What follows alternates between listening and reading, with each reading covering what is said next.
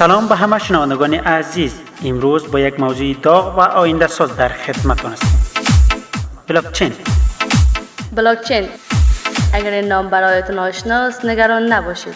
ما در کمتر از 2 دقیقه همه چیز را برایتون توضیح میدهیم.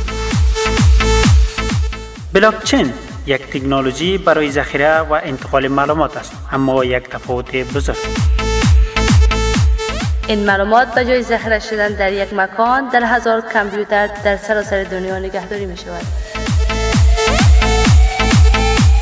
بلاکچین و هر معامله یا داده ستود و یک بلاک تبدیل می شود که به زنجیره از بلاک های قبلی وصل می گردد. برای همین است که آن را بلاکچین یا زنجیره بلاک ها می نامند. معلومات در آن قابل حذف نیست، تقلب در آن ممکن نیست و همه چیز شفاف است. بلاکچین کاربردهایش از بیت کوین گرفته تا رایدهی اسناد دیجیتالی، مدیریت زنجیره، تأمین و حتی ثبت آثار هنری.